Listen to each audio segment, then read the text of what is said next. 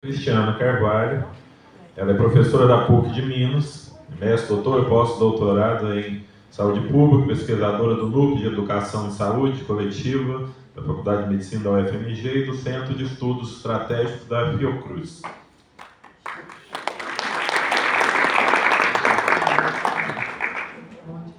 Eu fico muito pouco confortável aqui do alto, gente.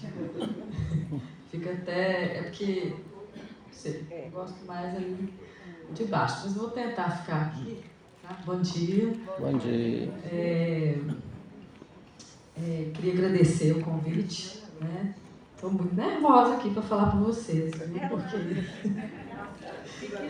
eu já vi alguns ENATESP, já participei de alguns, mas nunca nessa posição aqui e com essa responsabilidade, né, no momento que a odontologia enfrenta uma situação em relação ao trabalho tão difícil, né, acho que como nunca antes, né, e existem várias razões para isso estar acontecendo. Carrijo, acho que já colocou de uma forma muito clara a questão de uma mais conceitual e política, né? E aí eu acho que vai dar certo aqui, a gente não combinou, que eu vou mais apresentar dados, né? Que são dados dos estudos que a gente faz há muitos anos no observatório, né? A Estação de Pesquisa de Sinais de Mercado, que é o Observatório de Recursos Humanos da UFMG, do Unescom. E eu tenho um prazer, viu, Carrijo, sempre que me pedem dados, em fornecer esses dados. Eu acho que o objetivo do observatório é esse. O observatório ele se mantém com dinheiro público, né, basicamente, ao longo desses anos, através das nossas pesquisas, com o Ministério da Saúde. Eu acho que é uma obrigação que a gente tem de estar disponibilizando dados sempre que for pedido, né? A gente sempre faz isso.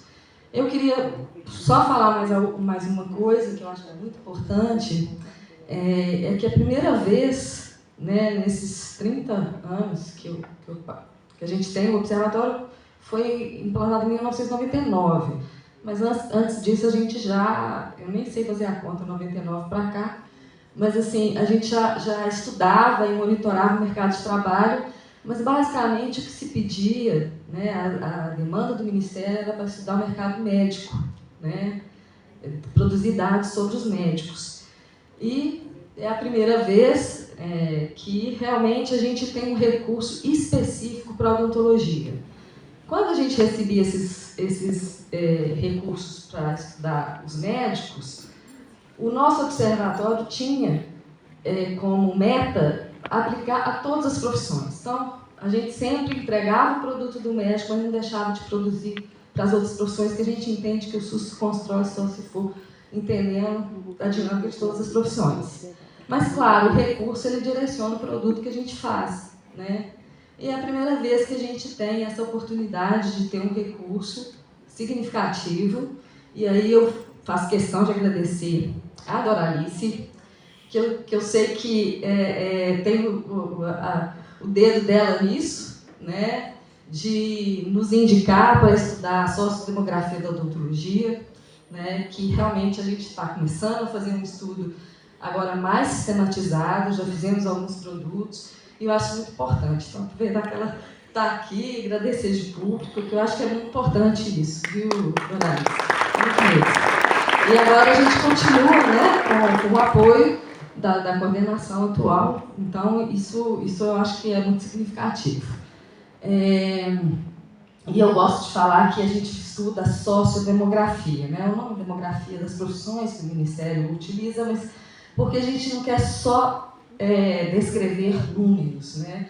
A gente quer também entender isso socialmente dentro do SUS, aprofundar essa relação da prática do trabalho com a prática profissional, porque elas estão interligadas o tempo todo, tá? Vamos passar aqui, então. O Carrijo já fez uma contextualização, mas eu quero só reforçar qual que é o cenário em relação aos dados que a gente tem observado ao longo dos anos. Eu acho que também não vai ser novidade para ninguém, porque o dentista, a profissão, a gente sente o termômetro, né, o clima do que está acontecendo. Mas o que nós temos hoje de cenário, né, e que a partir daí nossos desafios eles existem, né? É uma demanda epidemiológica muito elevada em todas as faixas etárias, né? Eu acho que isso já foi apresentado aqui, o Ângelo ontem, mais a Raquel, né?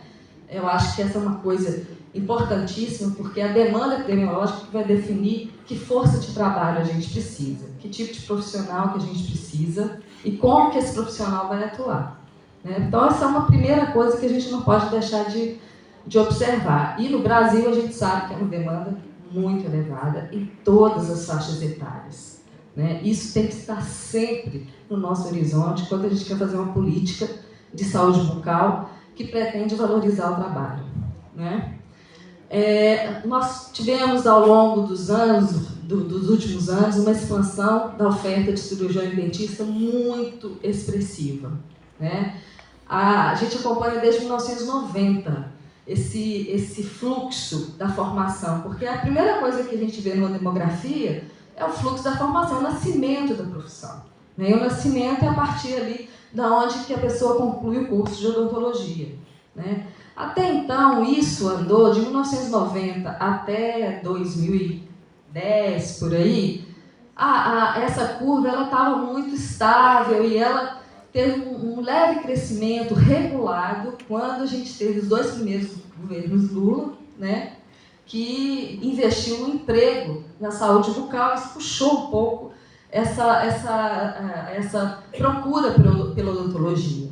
E estava acompanhando aí o crescimento do emprego e o número de concluintes de uma forma que impactava positivamente no mercado de trabalho, né? Os salários estavam indo bem, né? Não sei se o Carrilho vai lembrar disso, nunca tão bom, né? Mas, enfim, a gente estava num rumo muito interessante. E, a partir de 2014, não, a gente teve uma crise, mas aí vem outras políticas, começa a ter uma desregulação muito grande, o mercado educacional privado entra de sola e a gente passa a ter uma formação absolutamente, um número de egressos absolutamente expandido em relação à capacidade do mercado de absorver isso de uma forma com emprego, porque também, ao mesmo tempo, a gente passa a ter uma estagnação do emprego, né? Tanto pela crise quanto pela mudança política, né? Teve uma guinada, acabou o financiamento, nós tivemos pandemia no meio, uma série de situações fez com que o emprego estagnasse, né?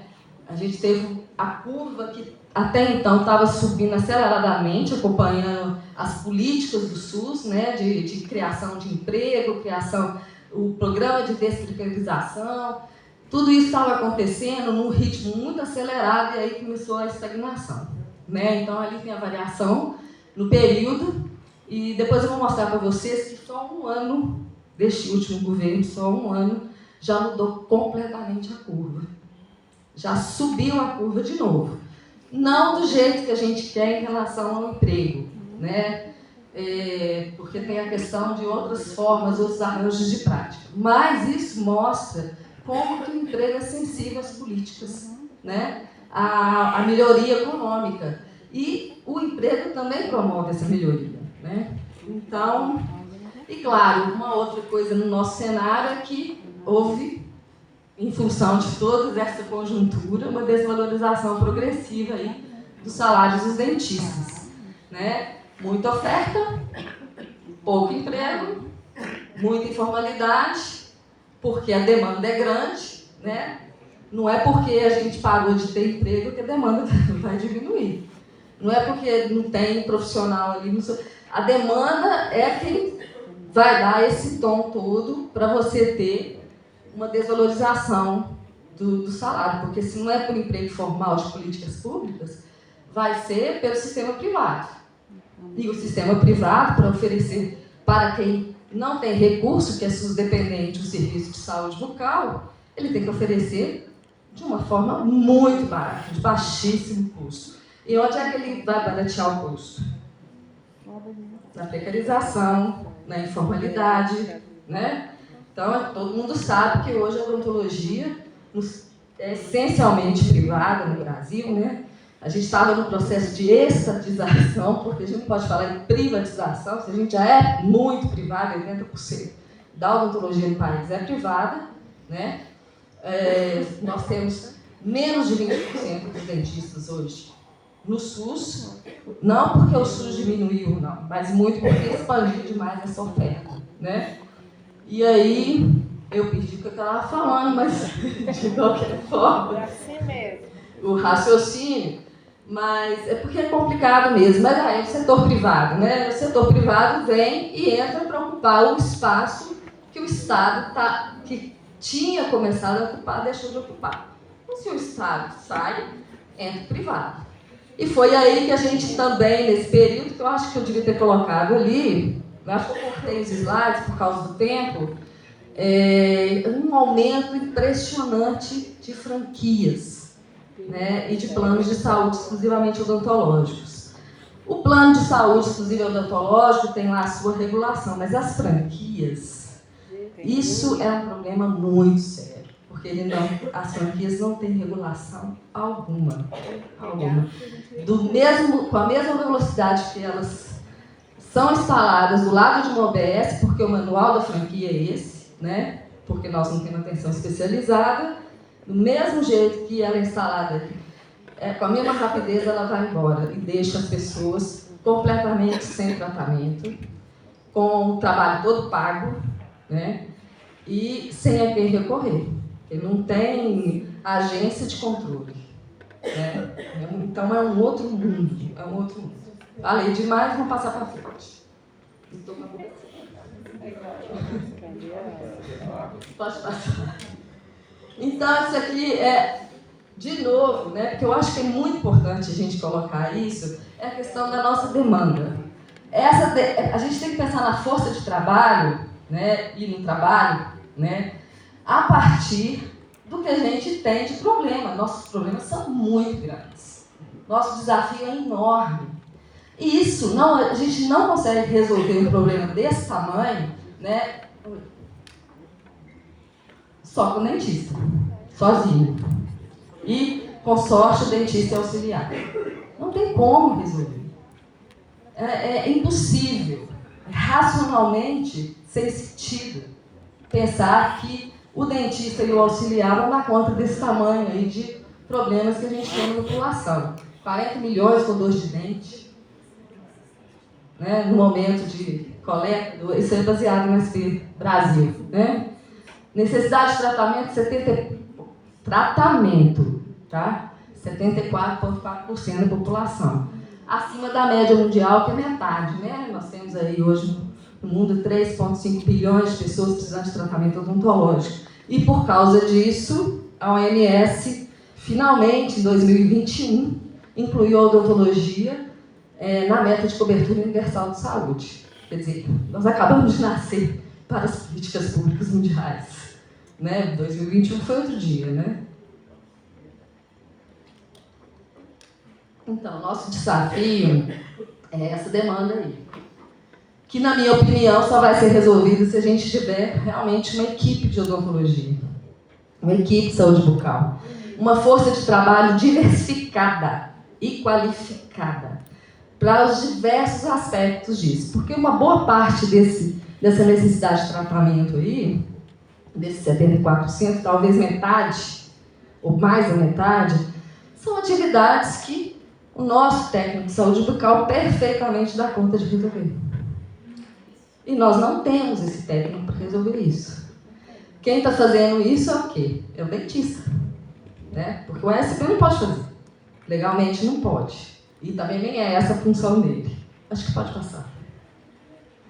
Bom, aí eu vou apresentar, não vou me adiantar em relação ao técnico, né? Mas eu vou apresentar o que eu acho desses desafios da força de trabalho, considerando todas essas questões, que eu acho que combinou muito com o que você colocou, que são coisas que mostram por que o trabalho está tão desvalorizado, e, é claro, o diagnóstico é que vai determinar o que a gente vai fazer com isso. Né?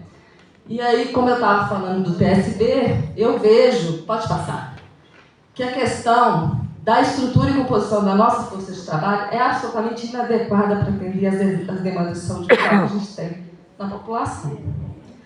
A gente tem uma pirâmide, que eu chamo de pirâmide invertida. Né? Nós temos uma escassez tremenda de auxiliar e técnico, todos, viu? De prótese também. E uma oferta excessiva de dentistas. Então, o que deveria ser, até pelo bom senso, né? Não precisa nem ser de nenhum especialista, uma pirâmide como a de cá, né? Com muitos técnicos para cuidar da maior parte dos problemas da população que são preventivos de atenção primária, para não acumular tratamento, né? E para não mutilar. O auxiliar, que é um instrumentador cirúrgico, porque o dentista é cirurgião. Cirurgião precisa de trabalha com a... Aliás, de novo, vou ter que falar da Doralice, porque é a primeira pessoa, né, que trabalha a 4 mãos estava na tela em todos os momentos. E é isso, gente. O dentista, ele trabalha, ele faz ações irreversíveis.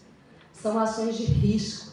Por isso que ele e o médico são as duas profissões autorreguladas, com autonomia técnica no Brasil e não é no mundo, porque o mundo já avançou em relação a isso. As enfermeiras também já fazem anestesia, já tem outro tipo de lógica. A nossa lógica aqui é uma lógica muito elitista, né? A elite do atraso médico não permite que a gente avance com as outras profissões. Como a elite do atraso odontológica também olha para o TSB de uma forma muito equivocada. E por isso está numa situação tão ruim, na minha opinião. Porque eu acho que é uma questão mesmo de estrutura. Então a gente tem aquela pirâmide lá, né? Muitos dentistas. Um pouco mais de ASB, nenhum TSB. Quem que faz o trabalho do TSB? Dentista. Né? Agora, se o salário, o emprego, ele vai compensar um trabalho. Se esse trabalho é um trabalho em um nível menos complexo, mais simples, que não envolve risco, né, que não precisa do cirurgião, ele vai ser remunerado como o quê? Como cirurgião ou como técnico? Né? Não tem outra lógica, né? Porque assim, é assim que funciona. Né? A qualidade do que você faz, porque saúde envolve duas coisas, segurança e risco, né? Para você ter a complexidade, o valor e a compensação vai depender disso, e o tempo de formação. Né? Então, para você formar uma profissão que envolve risco, que faz coisas irreversíveis, 90% que o dentista faz, errou, está errado, né? Você precisa de maior tempo de formação, você precisa de um trabalho a 4 mãos, um auxiliar. Né? Na Inglaterra é proibido o dentista trabalhar sem auxiliar. Não pode. O CQC lá, que é o controle de qualidade deles, se um dentista atender sem ter o seu auxiliar, ele, por exemplo, a situação de urgência, ele tem que fazer um laudo, fazer uma justificativa, entendeu? Porque isso não é admitido, porque se leva muito a sério a qualidade do trabalho. Né? Então, essa pirâmide aqui, nossa, né, ela é muito diferente da pirâmide, por exemplo, dos Estados Unidos, do Canadá, da Inglaterra, da Austrália, de uma série de países em que o contingente de técnicos, que é uma profissão muito valorizada, né, e de nível superior, é bom que se diga isso, né, porque é uma profissão que não envolve o risco cirúrgico, mas envolve uma responsabilidade muito grande e precisa de um tempo de treinamento muito maior do que o que nós temos atualmente, por exemplo. Né? Então, assim, aquilo ali ajudaria a resolver de uma forma mais econômica, racional, os nossos problemas que estão lá naquela demanda altíssima que a gente tem.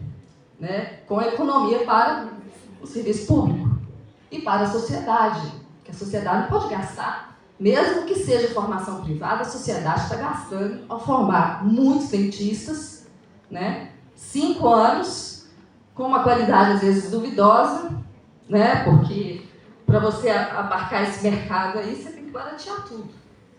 E inadequada porque a gente precisa. E aí a gente tem, né, o fenômeno da sobreeducação. O que ele gera? Frustrações, perdas salariais e ineficiência na alocação de recursos. Eu não sei se vocês acham que no Brasil a gente tem essa situação, né? Mas eu acho que diz muito. Pode passar. Então aqui é só mesmo para a gente, para falar que eu não estou mentindo, eu tenho que trazer os dados, né? Mas ali, mesmo se a gente somar todos os técnicos que a gente tem, e nós temos só 4, né? Porque hoje os países estão investindo em outros, né? No núcleo da assistência odontológica são 6 profissionais diferentes, né? O Canadá, para resolver o problema da mutilação dental, né? Assim, dos inúmeros desdentados, que os dentistas não davam conta de atender, ia ficar muito caro formar dentista para isso, eles simplesmente falaram, não, vamos criar uma profissão para fazer isso. E se fizeram. Uma profissão de nível superior, com 3 anos de formação, que só faz prótese total removível, prótese parcial removível. Foi o jeito que o Canadá, e depois isso foi para outros países, né? Fez, né, uma política de Estado importante, porque a população não queria ficar desdentada. E não tinha dentista, e não fazia sentido formar um dentista para atender esse problema específico, né? Então é isso. Se somar tudo, a gente tem dentista sobrando ali, né? São dados do conselho, né? Da oferta disponível. Pode passar. E aí é isso, né? O dentista polvo, que é muito comum, né? Porque às vezes você tem até auxiliar. O centro de saúde é uma coisa engraçadíssima, né? Porque eu vou toda semana no centro de saúde, né? Eu sou uma pesquisadora não tão acadêmica assim, puramente, né? Eu sou professora de estágio e acho ótimo isso, porque é daí que eu me alimento, né? Com um monte de informação. Eu vejo dentista polvo lá todo dia. E a auxiliar, não sei se as auxiliares, elas estão um pouco mais afastadas no celular. E o dentista lá. Às vezes tem criança rodando na clínica, o dentista para. Agora, como que um dentista vai fazer um trabalho de qualidade, né? Ele já não tem a inovação tecnológica necessária, porque a primeira coisa que o dentista faz na hora que sai da escola é abandonar o isolamento absoluto. Então, assim, ele corta, ele seca, ele vai lá, manipula e volta, e aí já está tudo molhado, né? É mais ou menos assim. Isso pode parecer um meme, mas não é. Essa é a realidade que a gente vê diariamente no centro de saúde, né? E isso, gente, nós temos que dar um jeito de atuar nisso aí, né? Então, tem que ter o trabalho a 4 mãos, né? Tem que ter o instrumentador cirúrgico, porque isso é qualidade do trabalho, segurança para o paciente. Isso é redução de risco, isso é redução de danos, porque a quantidade de retrabalho que isso gera, né? E aí, isso gera até uma outra coisa, o dentista polvo não tem dentista paranormal, porque ele já sabe que vai cair, ele já fala, vamos arrancar de uma vez, não é? São os dois muito frequentes, né? Cada vez mais comum. Agora, então, que a gente não tem mais amálgama e nos preparamos para isso, né? Restauração posterior no Brasil está menos de 92%. Pode passar. Tá aí o dado. Quer dizer, não, esse é outro dado, mas enfim, tem esse dado também. Bom, com tanto dentista, tanto pouco técnico e algum auxiliar, nós temos aí uma produção de 2023, mas 2024 não mudou muito, de que 68% dos procedimentos que o dentista realiza na PS são típicos do escopo legal, né, do TSB.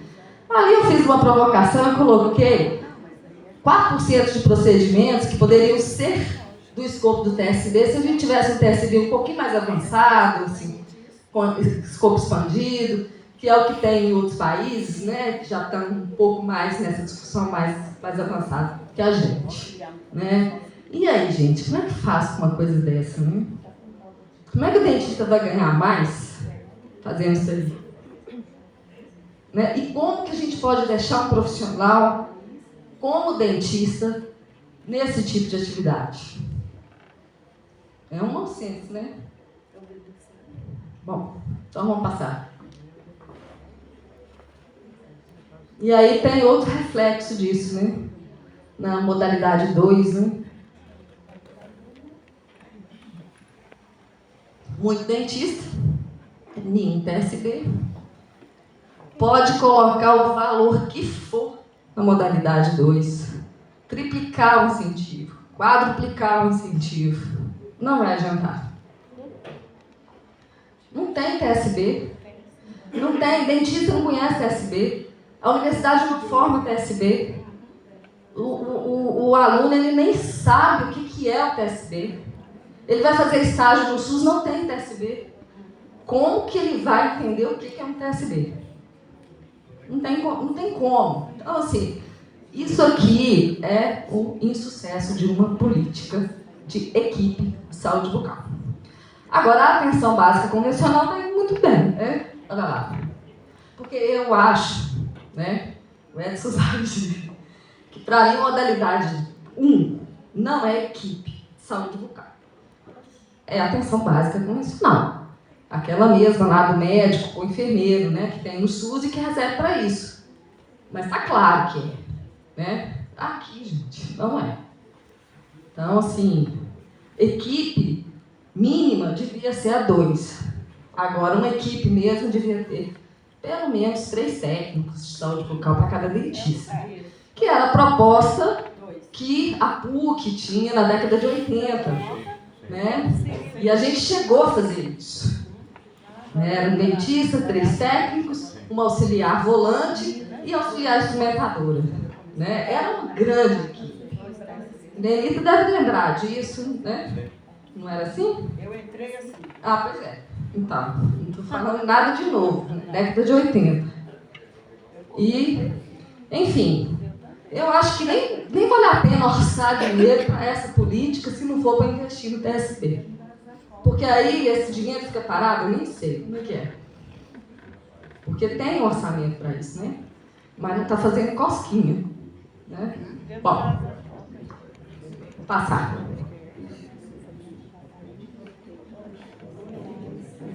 E aí, passado o problema estrutural, e eu acho que o problema estrutural é responsável por boa parte das mazelas da odontologia, né, das perdas salariais, né, mas não é só isso, né, nós temos outros problemas que o Carrillo já até mencionou, que é a questão do emprego, né, do trabalho, da gestão do trabalho, de como que isso, né, na verdade, gente, trabalho nunca foi valorizado, tem na época de Cristo, né? Trabalho, a gente tenta ter um trabalho melhor, um emprego mais digno, né? Mas trabalho na nossa sociedade, ele pode ser um pouco mais valorizado, né? Mas esse valor é uma luta que a gente tem que ter, né? Diária, mas a gente pode ter conquistas, né? A gente já teve momentos de trabalho melhor. O que a gente não pode ter é só perda o tempo todo, né? Mas as formas de contratação hoje no Brasil, como é que elas estão? Né? A gente teve um incremento de emprego formal no setor privado, obviamente, como eu já expliquei, né? O Estado, quando se afastou ali na pandemia, no desfinanciamento da época do governo Bolsonaro, né? O que aconteceu? O privado entrou, e ele entra daquele jeito, né? Então, não entra com emprego formal, entra com informalidade total. Né? E na odontologia a gente já tem uma prática aí de trabalho comissionado, que é o porcentagem. Ixi, aí, tá vendo? Ele já está falando que não posso. O que eu posso fazer aqui? Eu ainda estou no segundo ponto. Vou acelerar. Bom, enfim. Mas olha que interessante, a gente está aí com uma curva